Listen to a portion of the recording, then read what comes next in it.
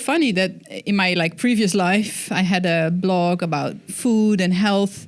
Your book was one of the books to go to. I would recommend to people now in this different life, this next step. And then here we are. It's interesting. Again, your book. I have found there was a real concern when I was publishing this book that I would alienate all my food readers and they would be surprised, disappointed, shocked. But in fact, I found more carryover than I expected, and that the kinds of people who care passionately about food are very interested in mind also. And in a way, there is a lot of continuity in my mind. I mean, one is health, obviously. I mean, my writing about food was very much about physical health, and this writing is really about mental health. Yeah. And of course, it's very hard to separate those two things. And we're learning lots of interesting things about food and the mind.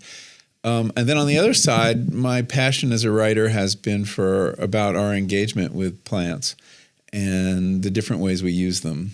And in Botany of Desire, my third book, I looked at this idea that plants get ahead in nature by gratifying our desires. And one of our desires is for changing consciousness. So there's a long chapter in that book about cannabis. And so to the extent that my meta subject as a writer is the human engagement with the natural world and how nature changes us and we change nature, transformation again, it's of a piece. This is just another dimension of that relationship. And people often start at the food level because it's very accessible, exactly. Yeah. And then you have mushrooms, of course, in both realms. Yeah, well, about that now. Normally, I think this is one of the first podcasts that I really prepared. Normally, I just like a dialogue, just see where it goes. So maybe I'm just going to leave the preparation. Right, maybe you can throw that just out. have a nice chat. I'm a little bit nervous, though. Oh, to be honest, I don't do a lot of English podcasts, so bear with me. You told me you have a lot of meetings. Which question do you hope I don't Oh, God, I would never do that. That's a setup. No, or maybe what would you really like the readers? Because I told you about the podcast and the listeners.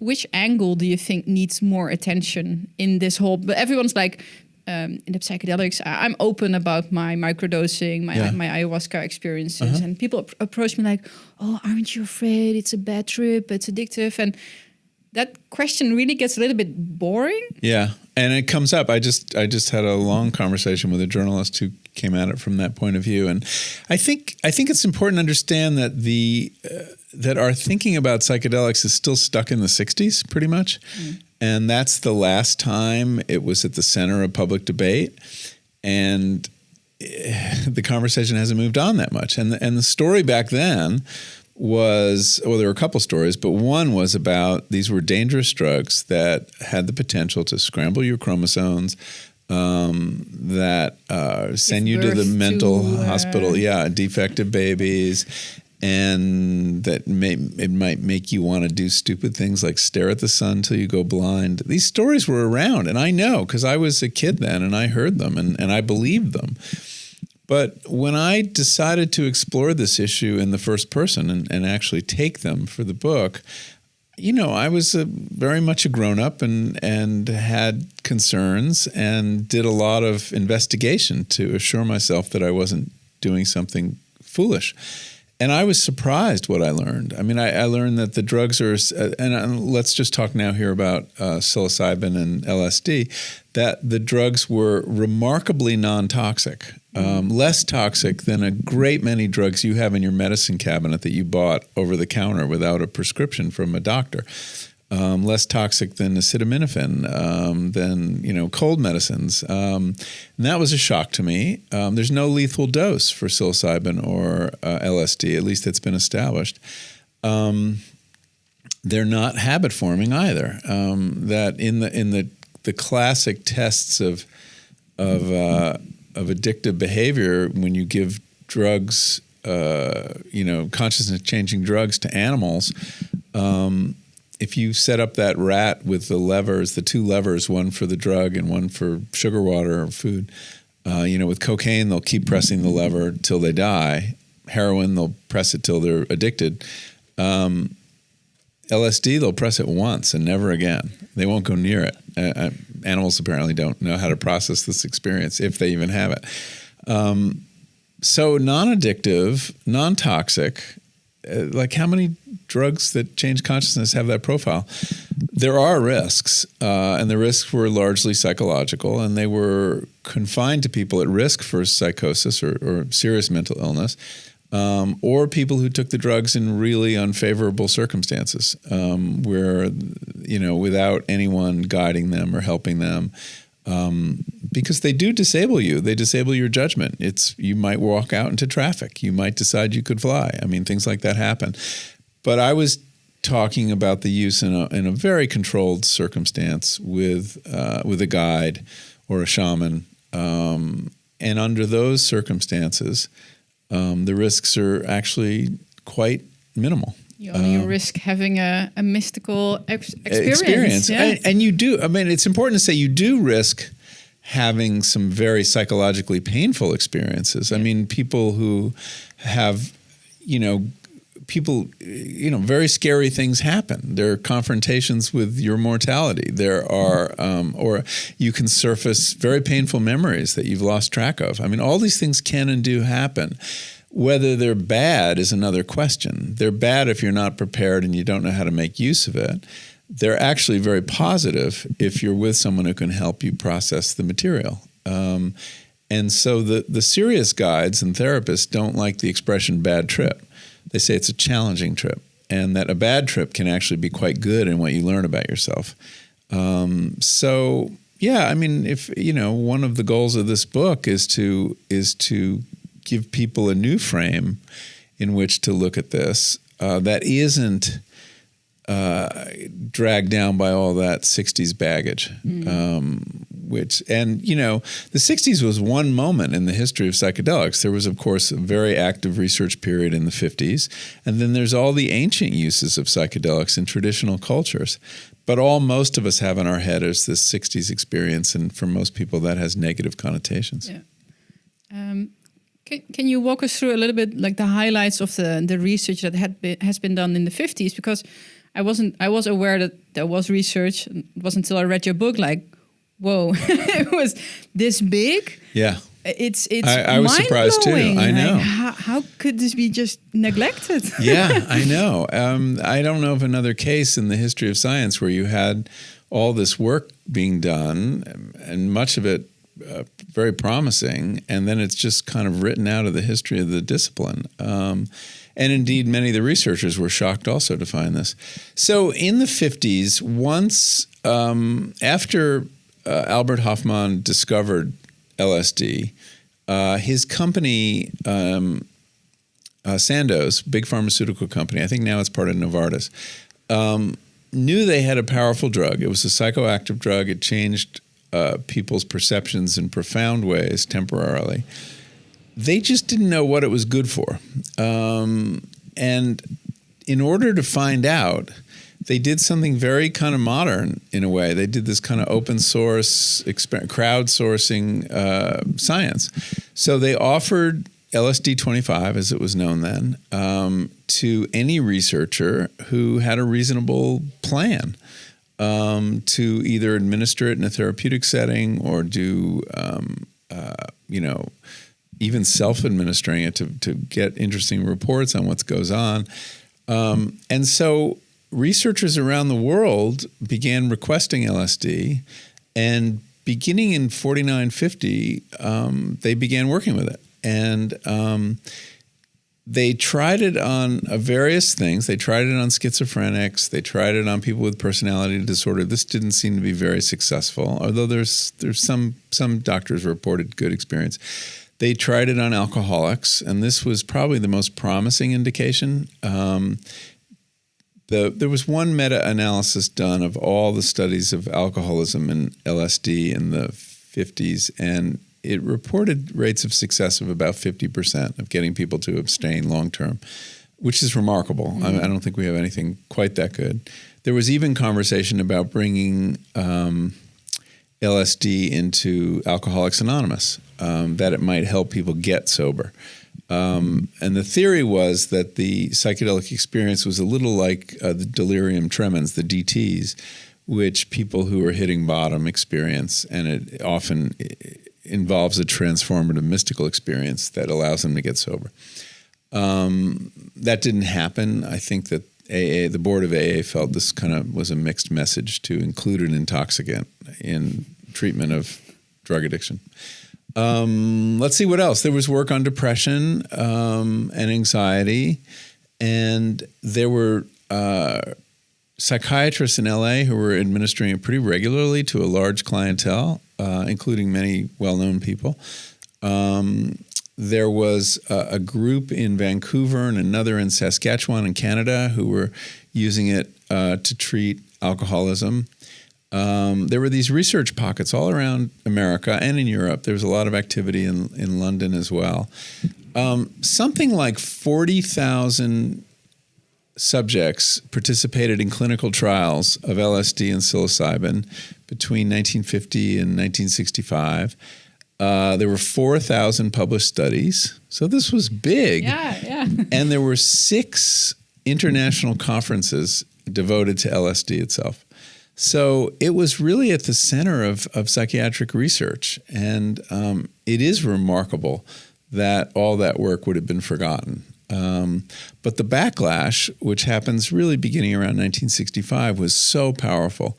And the stigma that attached to LSD and psilocybin made it very almost embarrassing for people to study. And very few people were willing to buck the social current, the wave against it, and keep going. There was a little research that continued into the 70s, but by the mid-70s, it was all over. Yeah. And what you see now, and it's interesting to see that people are like afraid to be contaminated. Also, I think just this week I heard a podcast, which I think it was a theology professor who came out with his secret psychonaut like parallel life that he has been leading. Yeah, but here in Holland? No, in the States, and he didn't dare tell anyone because might damage his career, etc. But he'd been taking LSD for 20 or 30 years, but in a thorough academic way, like writing trip reports and integrating and analyzing. And it seems, and I read it in the book as well, it seems like people don't want to be contaminated with it. Yeah, I think there is still a strong social stigma. Some of that has to do with the fact it's illegal.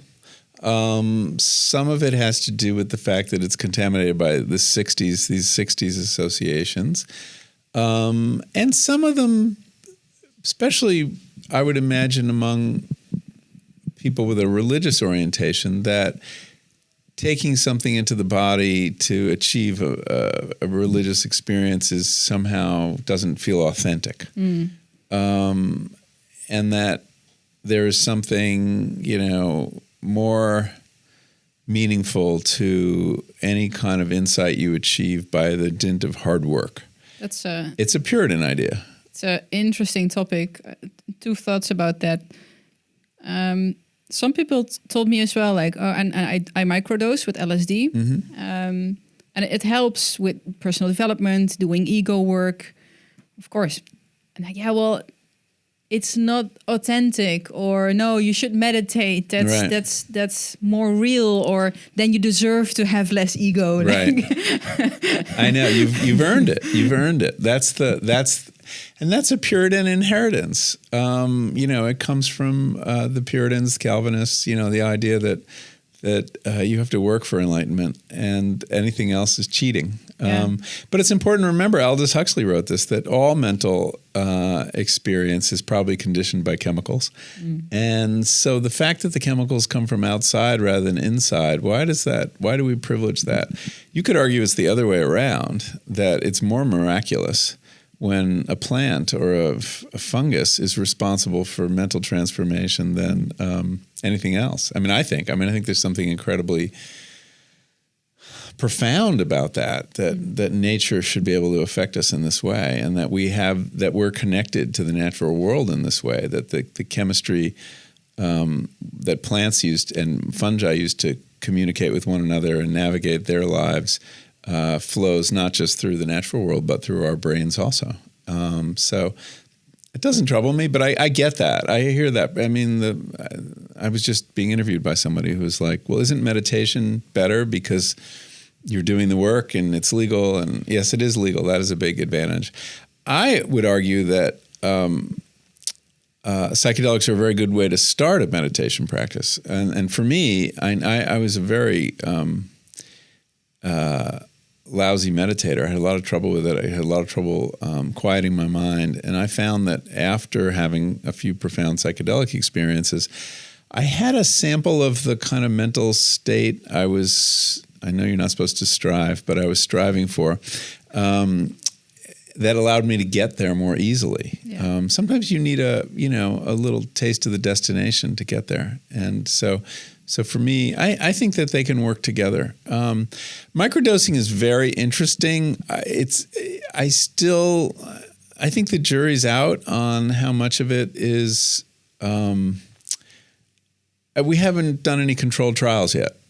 People. I hear what you're telling me. I hear from a lot of people that they find real benefit in it.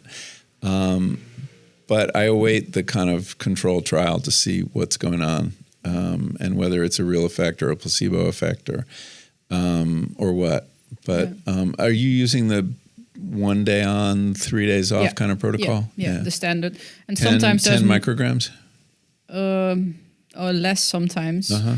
And sometimes it's not 2 days, it's more days or even a couple of weeks I'm off because I feel like you really change something and you're in such a flow state. I'm already like turned on and doing what I love to do, and I don't need this extra little push or a nudge. And I'm like, I don't need it. Yeah, but people ask me all the time, well, aren't you afraid it's addictive? No, it's not addictive, and in fact, if you take it too much, it loses its effect. That's why people are advised against doing it every day. Yeah. I couldn't even fathom doing it 2 days in a row. Yeah, no. Interesting. And do you do it on work days or non-work days? Mostly work days. Work days, interesting. Yeah. But the funny thing is, because I've taken ayahuasca in the last 3 years, I guess maybe 18 times. So I went to Peru as well, spent some time there with a shaman.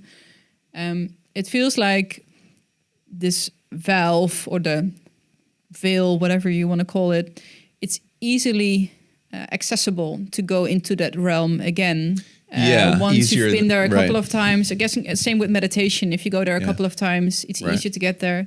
So sometimes when I microdose in the evening when I go to bed, I feel like, oh, wait, hang on, this is not like a full-blown psychedelic experience, but there's this little hint and these insights come and it's very meditative. Well, part of the psychedelic experience that doesn't get nearly enough attention is that after the peak of the experience, which can be very intense and involve, synesthesia, hallucination, all these kind of things, there's this long denouement, this long tail after where you're in this state where it's not psychologically intense or violent. It's a very meditative state. And you have this wonderful sense of flow and association going on, but you're totally in control. And you can decide to think about X or Y. Yeah.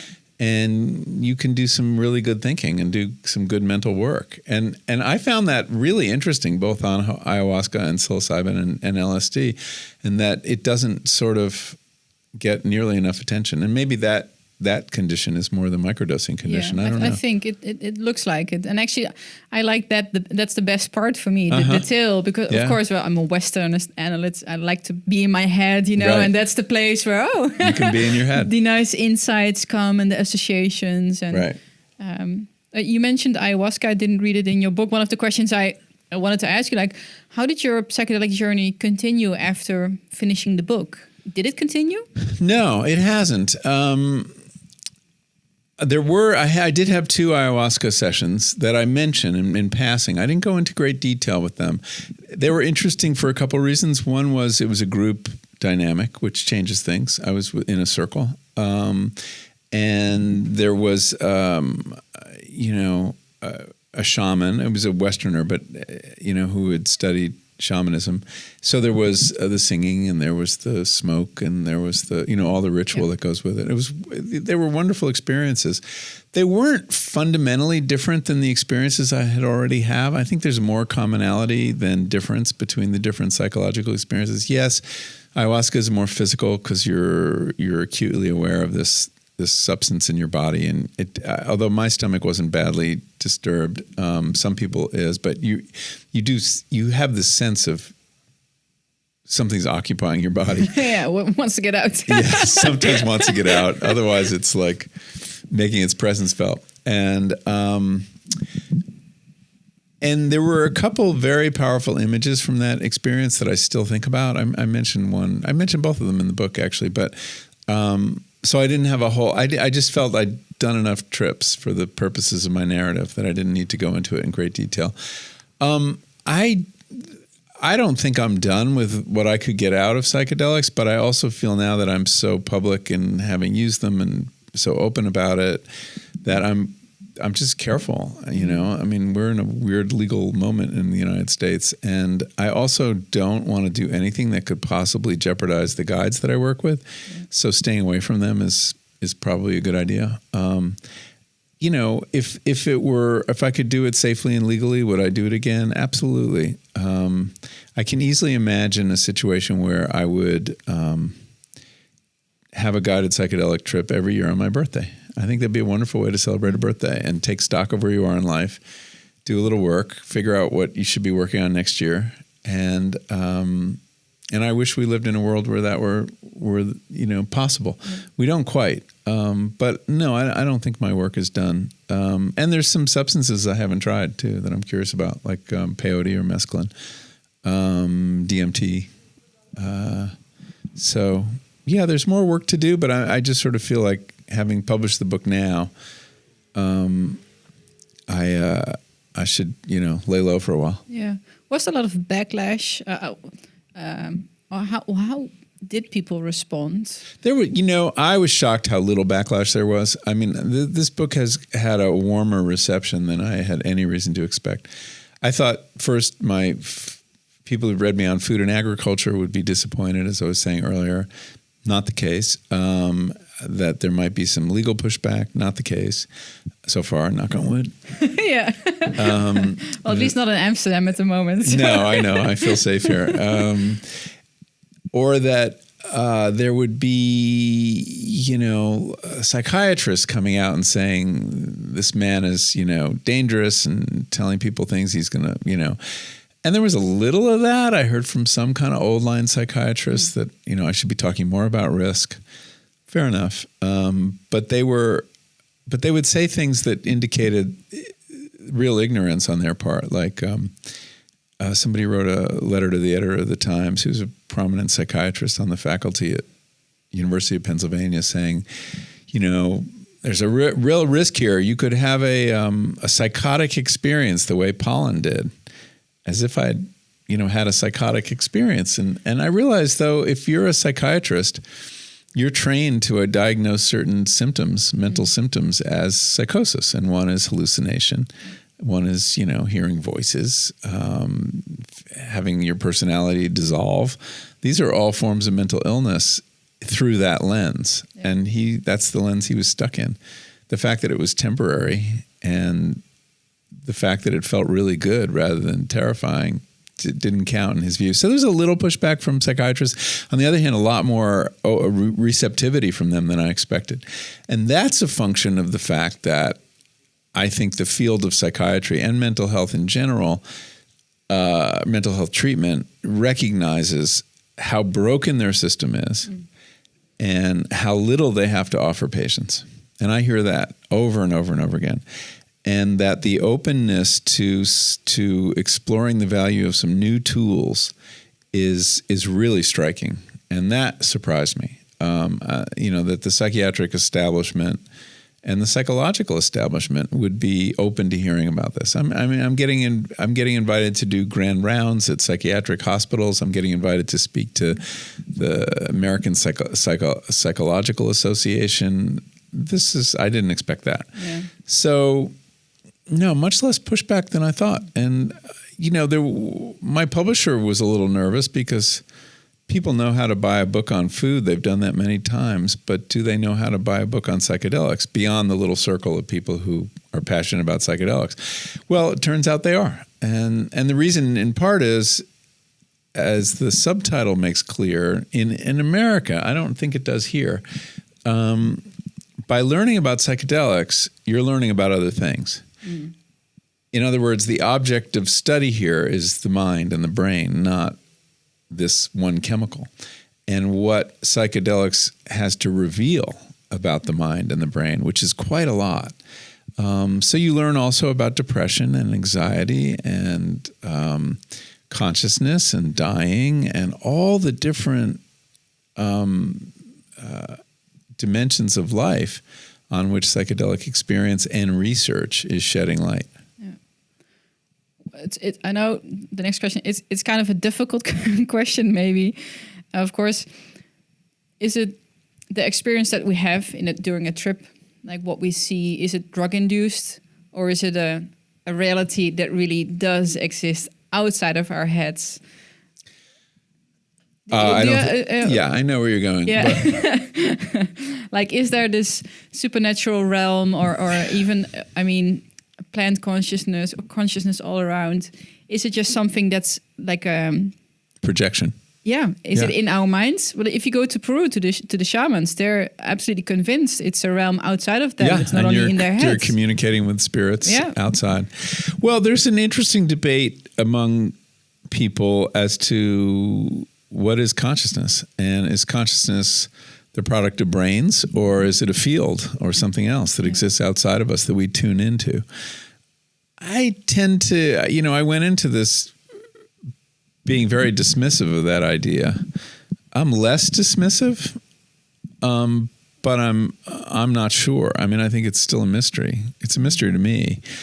I had experiences, for example, of plants who clearly appeared conscious to me during one of my trips, and seemed like, in some sense they were returning my gaze, and that they were aware of me, and they were very benign. They could not have been nicer, but and I don't know exactly how to credit that. In some sense, I do believe plants are more conscious than we give them credit for, in that they're aware of their environment, they respond in appropriate ways, but they're not self-conscious, I don't think. But I do believe we reserve the privilege of consciousness a little too much for ourselves, and it's spread over the world more broadly than we allow, certainly among animals and possibly among plants. So I guess I've been opened up to mysteries that I was more closed about. I still tend to think that it's more parsimonious to believe that brains produce consciousness, but I'm acutely aware of the fact that no one has shown how. Nobody has a clue how, and that science, may never penetrate that mystery. So, what can I say? I'm kind of agnostic on the point, much more curious than I was. Interested in exploring. And actually, that is some pushback that I got. I should have added that to the earlier answer. People who felt like I hadn't taken seriously enough the metaphysics of the psychedelic experience. But, when I had one big experience of ego dissolution that was quite profound and transformative for me. And the shock was that when I saw my sense of self, my usual sense of self, completely scatter to the wind and then dissolve into a liquid spread over the landscape, that I didn't disappear.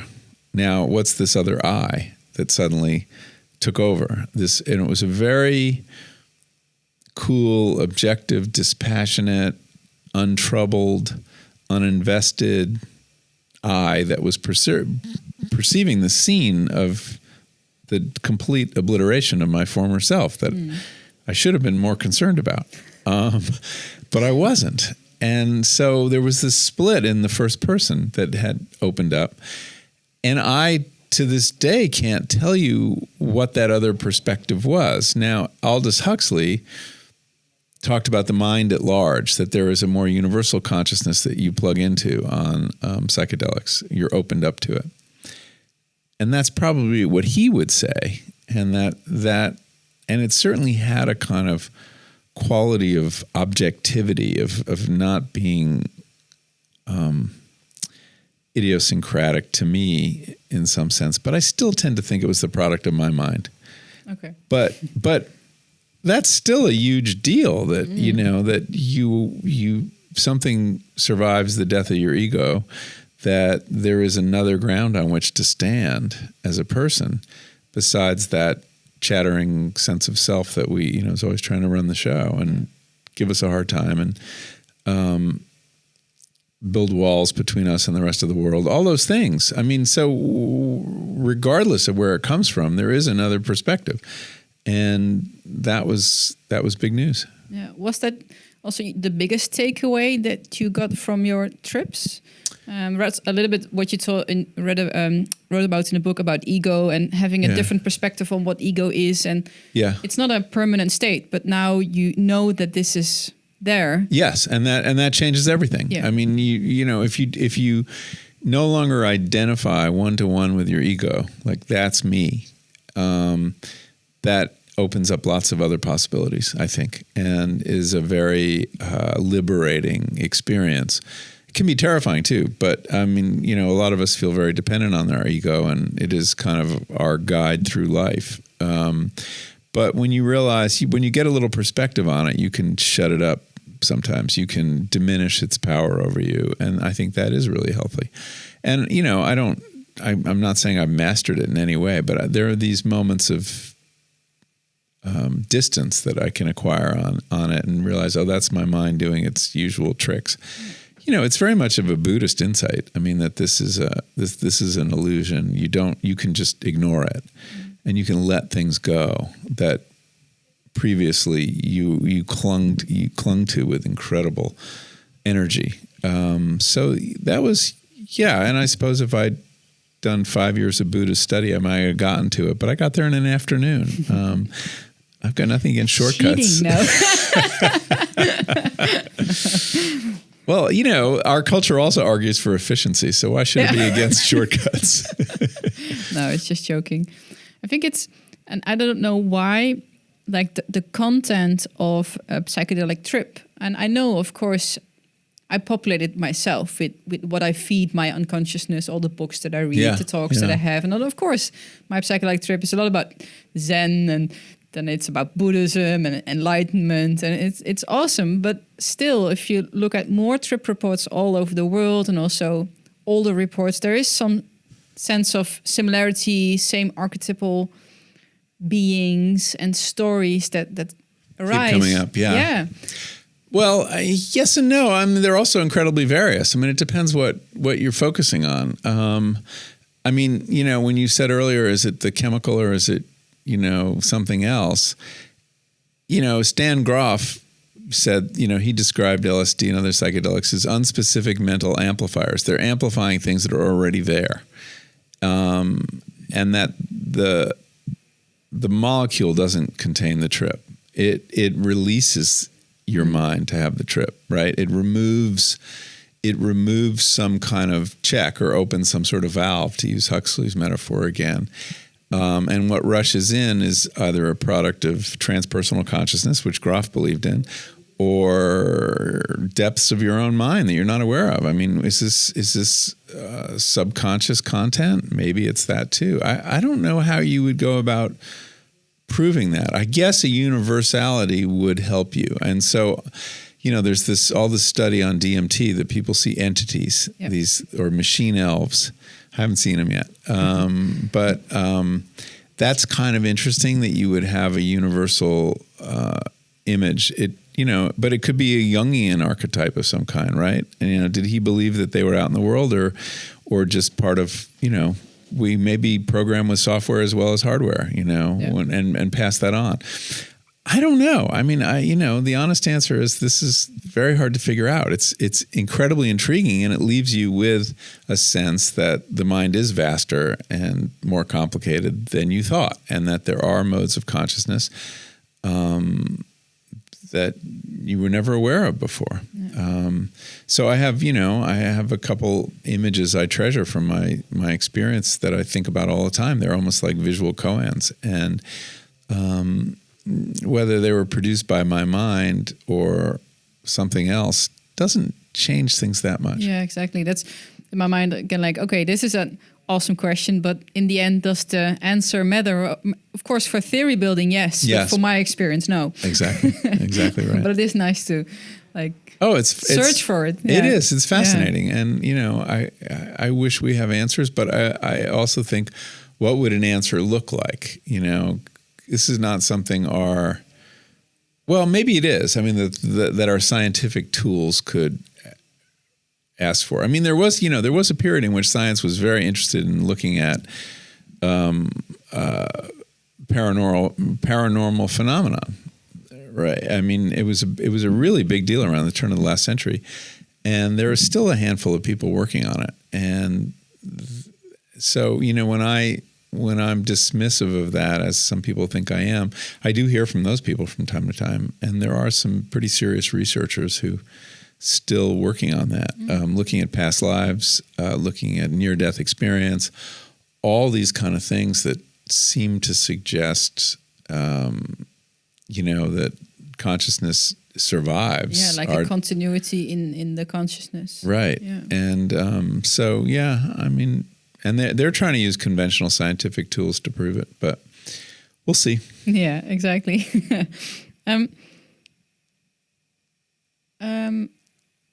The title of the book, How to Change Your Mind.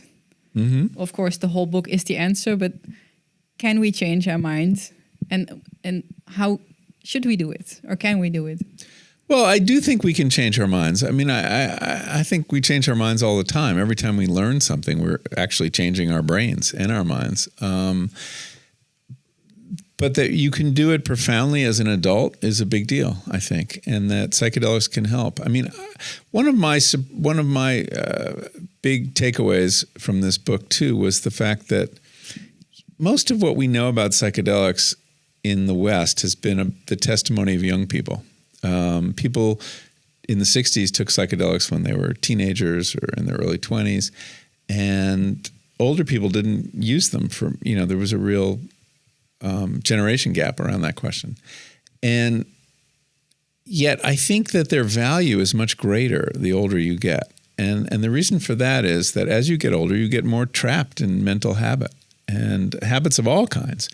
And habits are notoriously difficult to break. Our brains lay down pathways, and the more you use those pathways, the stronger and stronger they get. And you see people, changing your mind gets more difficult the older you are. It is a more flexible, resilient object earlier in your life than it becomes. And what surprised me, and this was talking to all the people I interviewed. I mean, I interviewed many people who'd undergone trips in the trials, drug trials, was that they were able to change their minds in really profound ways. I'm talking about people who'd smoked cigarettes their whole lives, who were able to give up their habits, or alcoholics, or cocaine addicts. I talked to people who had not known the absence of a depression since 1992, had their first month without being depressed. Can you imagine? I mean, talk about altered state of consciousness. I mean, that's going to a whole new place. It didn't last, but going to that point about knowing the destination, this woman said, look, I know it's possible. I'm not going to give up hope. Yeah. Were these the redo of the Good Friday experiments? No. Or just other? Well, that and others. I mean, the treatment of addicts at Johns Hopkins, the depression study at Imperial College in England. I'm going across the whole range, but including some people from that 2006 study. People who had no faith in God who found it. People who had lived in fear of death who lost it. This was quite remarkable. And these are people who are 50s and 60s, not kids. And so these molecules seem to have the power to kind of reset the mind in some ways. that temporary relief from the power of the ego, I think, is part of it, and the temporary rewiring that happens when the ego is offline gives you a chance to break out of those rigid patterns, rigid mental patterns. There was a beautiful metaphor that one of the researchers, who happens to be Dutch, and it's a Dutch metaphor, told me in an interview. He said his name is Mendel Kalin, and he worked in Imperial College with their trials. And he said, imagine the brain as a hill, and your thoughts as sleds going down that hill. The reason it's Dutch is because we would have said mountain. Well, it's not even Dutch. We don't even have hills. You barely have hills, but you do a little sledding, I guess. Yeah. So, and as you know, the more often you take the sled down the hill, the more deep the grooves will be, until it becomes very hard to chart a new path, and you will be drawn into those grooves over and over and over again. They'll get deeper, and you'll be drawn, and you cannot figure out another way to go down the hill. The profound psychedelic experience is like a new fall of snow on that hill. It fills all the grooves, and suddenly you can go down the hill any way you want. I thought that's a beautiful metaphor, and it's there's a lot of truth to it. So anyway, anything that helps us break our mental habits late in life, I think is a great gift, and this seems to be that. Might be a. Can we talk a little bit about the default mode network and the ego, because it's sometimes a complex thing to grasp, and especially the relation with depression, I guess. Mm-hmm. And the reason I asked this, a couple of people I know that also microdose, they told me that you would expect a relief from like depressive symptoms if you microdose, because the default mode network gets a little bit shut down or quieted down a little bit. But sometimes it's the reverse. I think it's really interesting. I don't know why, like maybe there is something that you normally cannot touch that needs to get out. I don't know. So let's start with the default mode network. Yeah, well, I can't really address microdosing because there's nothing to be said that isn't anecdotal at this point. But the default mode network and its role in psychedelic experience and meditation is one of the most interesting neurological findings of all this research. So the default mode network, which was only recognized by neuroscience 15, 20 years ago, it's not that old a concept, but it is a network of different brain structures that are tightly linked and communicate a lot amongst themselves and operate sometimes as a unit. And they're involved with, it's in the midline. It involves the prefrontal cortex, which is the center of executive function and deliberative reasoning, that kind of stuff. And several parts of the brain that are older, not in the cortex, deeper emotion, memory, things like that. It seems to be involved in in self-reflection. We know this I won't go into how we know it. Self-reflection, time travel, the ability to think about the future, the past, what's called the autobiographical memory or self, the story we tell ourselves about who we are, which is based on things in the past and objectives in the future. And theory of mind, the ability to impute mental states to other people. Very important to moral reasoning and things like that. So it's, to the extent that the ego could be said to have an address, that's kind of where it would be. It lives among those structures and probably in the relationship between them. And they generate things like that projection of self that is the ego. The really surprising finding when they started imaging the brains of people who were tripping is that the default mode network went quiet. It sort of goes offline, not completely, but substantially. And that correlated with what people reported as a dissolution of ego. So it actually helped us confirm that is what's going on there. And the default mode network The theory is, and this is the theory of Robin Carhart Harris, the neuroscientist at Imperial College, is that depression may be a function, and some of these other illnesses may be a function of an overactive default mode network, where because the default mode network is in a kind of seesaw relationship with attentional networks that are more outwardly focused on the world. When you're involved in a task, also the default mode network goes down, and your attention networks are dealing with the world. But if the default mode network is going into hyperdrive, you're stuck in those loops of self-reflection, rumination. We know people who have very active default mode network are less happy because they're thinking about themselves too much. And then there's a famous paper, a wandering mind, and mind wandering happens in the default mode network. A wandering mind is an unhappy mind. And we all know the experience of flow, of being absorbed in the world, and how depressives get cut off from the world. The world retreats in the face of depression, addiction, obsession. I mean, think about the addict. Their world shrinks down to that bottle or that needle or whatever it is, and others, to the exclusion even of loved ones. They're more connected to that bottle than they are to their own children at a certain point. So. A default mode network that's kind of out of control is a dangerous thing. It can be very punishing also. So getting relief from it, breaking those cycles of self-reflection and rumination can be very liberating. And even if temporary, you have a sense of, oh yeah, I don't have to be doing that all the time. Or there is another place I can bring my attention.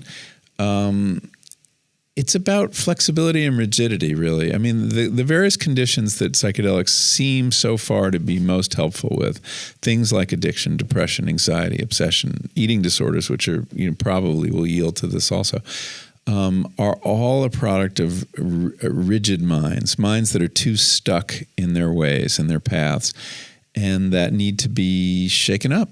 Yeah. And in a way, it's a shock to the system that loosens all those connections and allows new ones to form. That's still somewhat, hypothetical, but that seems to be the best model we have now of what's going on. Really curious to see how the research will catch up with all the anecdotal evidence that's already out there. Yeah, no, and there's more research happening, and the funding is coming forward, which is very exciting. And there are, as I said, a couple studies of microdosing happening.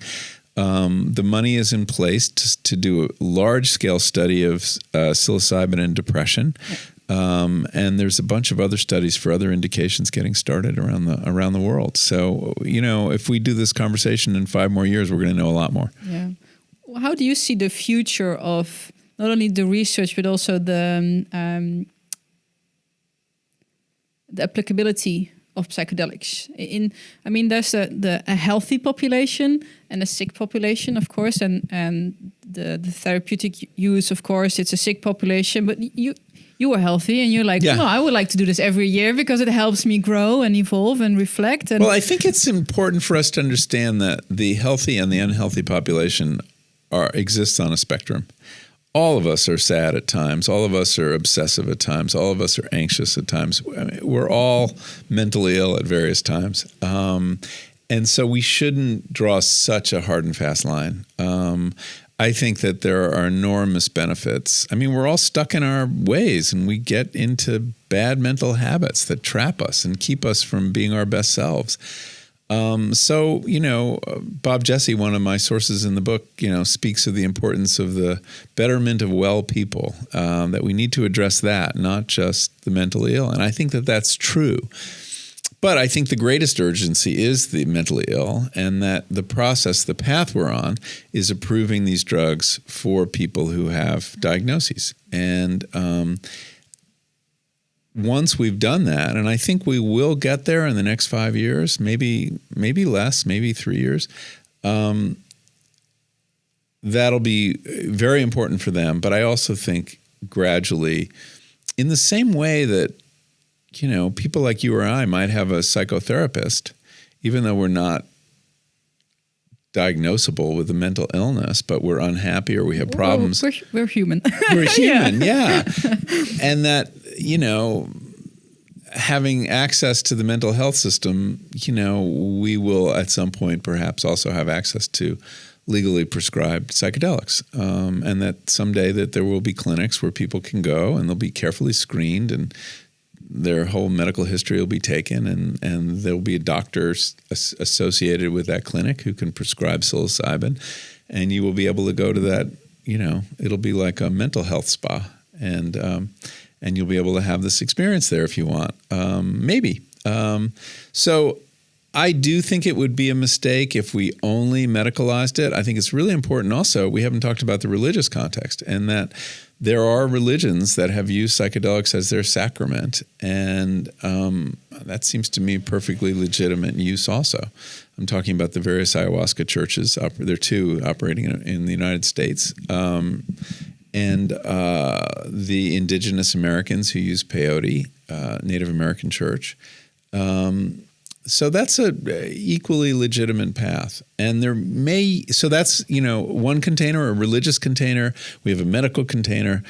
We probably need a third container. And and that'll be an interesting cultural project to design that. And that would be people who are not necessarily, pathological, who may not be religious, but nevertheless stand to benefit from this kind of experience, and that it will be just as carefully thought out and ritualized in a sense as either of the other two. But we don't quite have that. We have it underground right now, and that was the world I was exploring in this book. I mean, I found underground therapists who I was, when I hear the term underground therapist, I think charlatan, but these were very serious people, many of them trained as psychotherapists of one kind or another, who believe the value of this medicine outweighed the risk of their sometimes medical license or therapeutic license, that they were willing to risk all that because it works so well. So, there needs to be a place for those people too. Yeah, and also there's a lot of the commercial, there's more commercial interest in things like ayahuasca, and there are commercial trips to Peru, and people are warning for it because there are charlatans as well. There are, and that's the benefit of legalizing something. You can regulate it, and the fact is there have been some horrible stories of sexual abuse in Peru, and that is a real risk of this kind of work. And if it's totally unregulated and people don't know who's a shaman and who's a charlatan, bad things are going to happen. I was just thinking this morning, like, what if we have a new 60s, like now, when it gets more mainstream and people loosen up? Because, and I hear that in your story as well, the ritualized context is really, the set and setting is really important. Yeah. And sometimes I hear people that take acid on like LSD when they go to a festival, and I could never. I can't imagine how. How could you? I know. Doesn't sound like fun to me. No. Well, I think part of what happened in the 60s is that these powerful molecules arrived without any ritual. That there were no rules. It was too new. Nobody knew how to use them. And they were sometimes used in a very careless way. There was the practice of dosing people who didn't know they were being dosed, putting it in the punch bowl. The people thought that was a funny idea. I can't imagine something crueler. The CIA was doing that too, but so were the Grateful Dead, and so were, Ken Kesey and it just boggles the mind.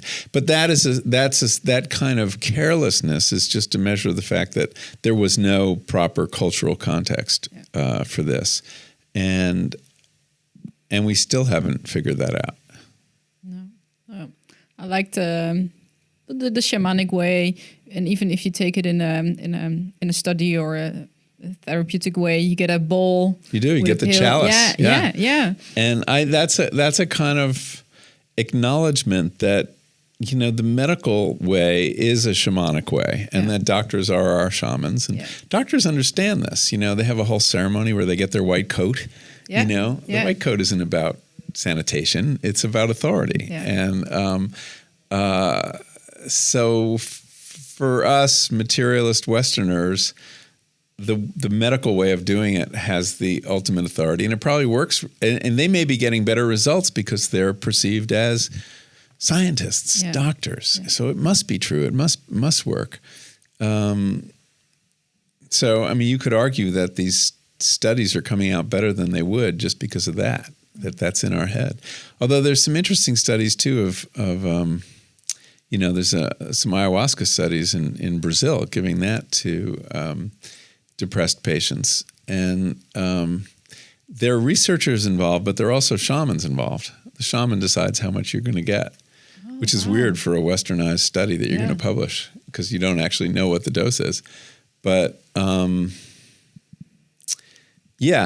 that really is one big mystery when I was in Peru, because you cannot see the realm that they're in or operating in, and they're looking at you doing their smoke rituals, like, oh, I see this in the smoke, and you should take that, and you just like. I know, and they're determining what you need, right? Yes, yeah. I know, it's very interesting, fascinating. Yeah, well, stop trying to explain it and just go with it. Go with it. Yeah. Well, you're at some point you do have to trust that they know what they're doing, and they're sometimes incredibly intuitive people too. Yeah. So, what part of the book and what it brought you excites you the most? Like, because it's been out for since May, so 6 months or so, a little more than that. God, for me, the science was thrilling, learning about the neuroscience and the mind and what we're learning about it. And I didn't know about predictive coding and how the mind works, and that, in fact, reality as we now experience it, both of us straight, I assume, that this is a controlled hallucination too. But it's controlled. In other words, we don't take in 100% new information. We impose models on the world, and we make guesses, projections on what's happening. And it's that system that psychedelics seems to mess with. So everything I learned about how the mind works was amazing to me. I just didn't know it, and it was very exciting to write about. And then my own experiences too, which was, harder to write about, believe it or not. I mean, the science is way beyond I'm an English major, so, that was hard stuff for me. I don't know that much about neuroscience, or didn't when I started. But describing a psychedelic trip in a way that is not boring to people, and how to convey it is ineffable, as everybody says. How do you F it? And so as a writing challenge, that was enormous, but it proved to be great fun once I kind of figured out how to do it. So I would say those two are the. How do you do it? I think it's like, how do you explain a dream or I mean, I had psychedelic experiences, like. Well, you've read a lot of trip reports, and a lot of them are really boring. Or, there's no way to lose a friend faster is tell them your dreams. So it's not easy. I think you have to realize. I don't know. I just wrote an essay about how do you write about psychedelic experience, which I hope will be published by the New York Times soon. There was a couple things. I mean, one is writing in such a way that you're both inside the experience and outside at the same time. So you can go back and forth and acknowledge to the reader who may not have had a psychedelic experience how crazy this sounds, and that you're writing from inside the experience and outside the experience. It's the same way if in a good memoir you are writing as an 8-year-old and kind of trying to embody the world as an 8-year-old sees it, but you're also writing as a 60-year-old looking back and whatever perspective that brings. And it's the rubbing of those two perspectives, I think, that makes it really work. At least that was how I handled it. And there's a lot of moments in the book where I say, I know how crazy this sounds, or, just to kind of relax the reader and, get them to share their perspective and then go down, go deep again, and then come back. And it's like swimming, and you go under and you come up. And then metaphor. Metaphor is very powerful. Metaphor short circuits our kind of rational faculties and helps us to see something or understand something or experience it in a way that a plain description would not. So there are various literary techniques. I mean, I've read a lot of literature that helps. You learn how to some extent, the problem is the same as you trying to put your consciousness on the page. I mean, there's a leap of faith that other people have consciousnesses, and that the way the world appears to you as an individual with a brain and a set of experiences and will make sense to someone who's not in your brain. And we do that all the time, of course. That's what literature does. Literature's really good at it. Proust took us deep into his own mind, and we can follow that. So thank God. It's a lucky thing. So it's just an extreme version of any consciousness and the challenges of sharing it. Did you hear about like people, your relatives or family that tried psychedelics because of you? Because that's what I found really scary. I went to a retreat and I met someone. He's like, "Oh, I found this place because of your podcast."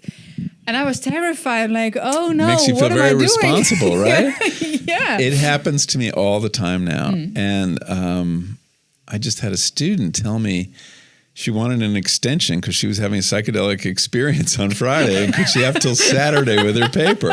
It's like, oh, that's a bad excuse, though. Yeah. Come on. But there are people all around me who want to have this experience. I'm conspicuously not making any referrals or helping people because I don't think it's smart for me to do that. But yeah, and I hear from the most unlikely people who would like an introduction to a guide or where to find psilocybin. And so I do feel like I've inspired a great many psychedelic trips, and that does fill me with a sense of dread and foreboding and what if it doesn't go well? Because that's what we talked about in the beginning. You are going to encounter difficult times. Yeah. It's not all fun and games. No. And so, I'll talk to people and help prepare them, but especially students, it's very awkward. I teach at Harvard now, and all these students come to my office hours and they want to start a psychedelic club. And I said, "Great, you go ahead and do that, but I can't be involved." I'm not going to be the next Timothy Leary, no. Exactly. So, yeah, I mean, I do feel, but I also inspired people to put in gardens in previous books, and I'm happy about that. Or eat healthy, and this happens. I describe things in a way that people apparently want to do it after they've read it. But I hope I hope I've sounded enough cautionary notes and explained the importance of a guide, for example. I put a lot of resources on my website for people who are thinking about this. It doesn't obviously direct you to a guide, but how to approach it and what to look for, what indicators that it's... Yeah, and also, if you're not going to find a guide, there's some good books to read. Jim Fadiman wrote a really good book called The Psychedelic Explorer's Guide, which is, if you're going to do it in an amateur way, it's just a very good preparation and has some very good rules of the road for people who want aspiring guides, or if a friend were going to guide you. So I've tried to give people some resources, but in the current environment, it's limited what I can do. And so I have to realize that people are going to do what they're going to do. And if something really bad happened and it was because I had inspired someone to do it, I'd feel terrible about that. But I have to realize that could happen. Yeah. And still, then again, it is what it is, and it might have happened anyway. So that's right. Yeah, you just never know. Yeah. But so far, it's all been okay. Yeah. Do you feel like sometimes I hear people talk about the psychedelic experience, like there's a life before and after. For a lot of people, it's a big benchmark, a big pivotal moment. Often, do you feel that in your case as well? No, I wouldn't say I feel that. I mean, I think I was changed in certain ways. I think I'm a more open person. I think I'm more emotional or outwardly emotional than I was. I surprise myself sometimes in my getting choked up about certain things. I had my last class of the semester the other day, and I got teary, like saying goodbye to these 12 kids. And it was like, whoa, what's happened to me? That didn't used to happen. So there's that. And, as I said, this understanding of the ego is definitely changed. It's not something I'm aware of every day, but I can achieve some distance on the operations of my ego. But in many ways, I'm sort of back to baseline. I don't have that feeling I had for about a month of feeling really different and feeling like this kind of, people describe it as kind of an afterglow.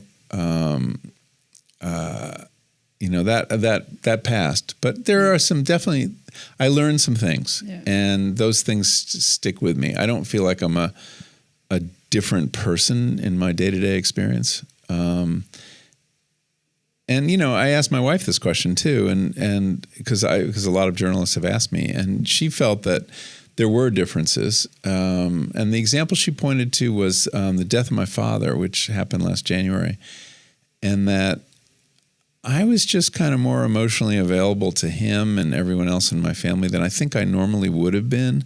I spent more time with him than I had to, and it's a kind of situation I would have probably minimized my exposure to at other times in my life, but I felt very present to it. I'd spent so much time with so many people who were dying or had cancer that I felt more comfortable with that, I guess. So that was a change. But these are subtle. I mean, these are, subtle changes. I don't feel like I was that way, now I'm this way. Yeah. It's not like a religious conversion for me. Two final questions. Which book influenced you the most? If you look, because you've read about books about psychedelics. Yeah, or my books. Yeah, your books. Oh, if you look at, because I can imagine there's also phases that you go through. Yeah. Well, I would say this book. I mean, this book was closest to the bone. This was the most personal and most emotional book that I had to think the hardest about. It challenged me in ways that other books haven't. Both in a literary way. And so I would say this one, Botany of Desire, too, was a very important one for me. I mean, that really contains the germs of everything I did since, whether it was about agriculture and food or psychedelics, and this understanding of our relationship to plants. So that was a real, whoa, storming out there. So the worst weather here. Said the Californian. Yeah. But you don't have fires. And earthquakes probably, right? No. Yeah. Okay. So it's a wash. I would say those two books. And I always like asking people or my guests, like, which books inspire them, or which teachers, mentors, coaches. So can you name a few, or do you have them? Well, some of my guides did. The woman I call Mary in the book was really important to helping me have this experience and then make sense of it. The psilocybin experience, where I experienced this big ego dissolution. As writers, Aldous Huxley's book is still really, really important. Doors of Perception. Anyone interested in this area needs to read that book. He shaped how we think about psychedelic experience in more ways than we realize. If set and setting is as important as Timothy Leary said it was, the set for many of us came from Aldous Huxley. Set is mindset for the people listening. He influenced everybody who writes about this, and all that writing influenced everyone who's had this experience. There are very few naive psychedelic experiences anymore. So that would be another one. There's a novel I read that after this book that had a profound effect on me called The Overstory by Richard Powers. It's a book about trees and the intelligence of trees. It's a remarkable book. And, to the extent we were talking about the fact that plants may be more conscious than we give them credit for and more intelligent than we give them credit for, that novel is a very deep exploration of that idea. I really need to dive deeper into the plant consciousness. Because I've been dodging the question a little bit because I just know too little about it. Well, you can start with a piece I wrote on it in 2014 in the New Yorker called The Intelligent Plant, which is a very scientific view of this whole subject. So get started there, and then you can really go off the deep end with some more mystical writers like Monica Gagliano or Stefano Mancuso. There's a very interesting small literature about this that's worth exploring. Love it. I'm going to do it.